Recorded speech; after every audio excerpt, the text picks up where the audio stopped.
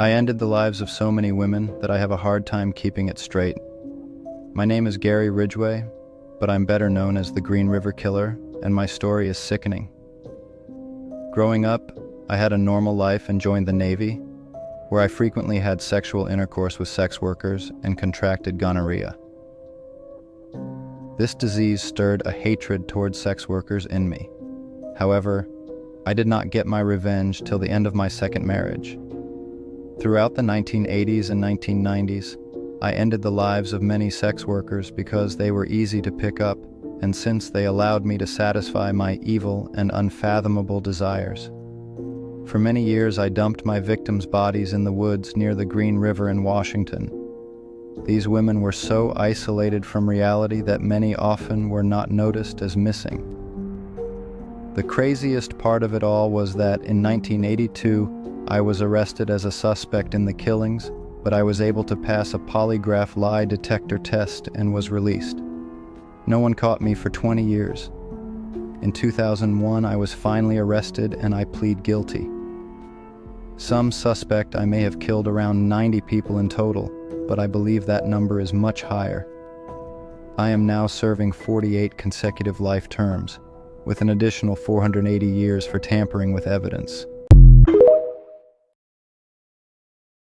I drowned my 5 children in a bathtub. My name is Andrea Yates, and I am currently serving a life sentence for ending the lives of my 5 children. I grew up in Houston, Texas, and struggled with depression during my teenage years. However, I graduated top of my class and became a nurse. I met my husband and decided to have as many kids as nature allowed. After we had children, I experienced numerous mental breakdowns and tried to end my life several times. My doctor advised us to never have children again. However, 7 weeks after this conversation, we conceived again. During one of my down periods, I broke and drowned all 5 of my children in a bathtub. I called the police right after my husband. The public was horrified by these acts, but after a second trial for my acts, I was found not guilty by way of insanity. My husband divorced me and remarried. Today I sit in an asylum and wonder why my brain convinced me to do such things. I loved my children and my husband. I threw it all away for nothing. I stabbed my boyfriend 27 times. My name is Jodi Arias, and I am convicted of ending the life of my ex-boyfriend. I was born in California in 1980 and was a poor student leaving high school in the 11th grade. Eventually, I got a sales job and met my boyfriend Travis Alexander. I was obsessed with Travis, and we dated mostly long distance for a year and a half. His friends all didn't like me thinking I was unhinged. I frequently stalked him by going into his Facebook account and slashed his tires multiple times. I just loved him, and no one understood. We did argue a lot, which sometimes turned physical. Eventually, I had enough and traveled to go see Travis. I snapped when with him and stabbed him 27 times. I even shot him in the head after he passed away. I then fled the scene but was quickly identified as the lead suspect. My trial was complicated as I pled self-defense.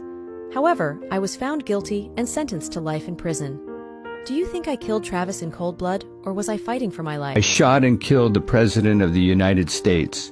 I am Lee Harvey Oswald, the assassin of John F. Kennedy. I was born in Louisiana in 1939 and always was in trouble growing up. By 12, I had beaten my mother and pulled a knife on my sister-in-law. Once I left high school, I had attended 12 schools and lived in 22 residences. I joined the military at 17 and during this time developed pro-Soviet tendencies. I left the Marine Corps at 20 and defected to Russia. I did not enjoy my experience in Russia, but I met my wife there. I went back to the United States after just 2 years in the Soviet Union. Once returning to the United States, my anger towards the world increased.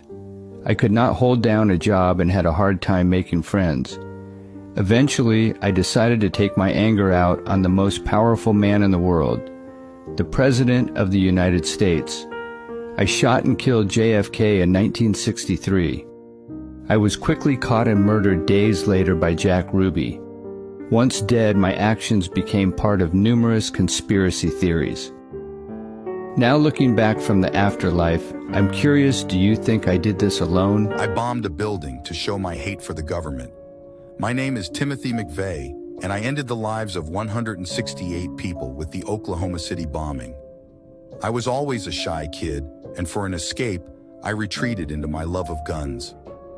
I ended up joining the military at 20 and was successful by serving honorably in the Gulf War. Once honorably discharged, I continued to develop my anti-governmental views. I became heavily involved in gun rights protests and was horrified when the U.S. government ended lives with the Waco debacle. I decided I needed to make a point about the evils of government. With my Army buddies, we decided to bomb the federal building in Oklahoma City. I drove a truck to the building and set a fuse. 2 minutes later, 168 people were dead, along with 19 preschoolers who had class in the building. I was quickly apprehended and found guilty, with the jury sentencing me to death.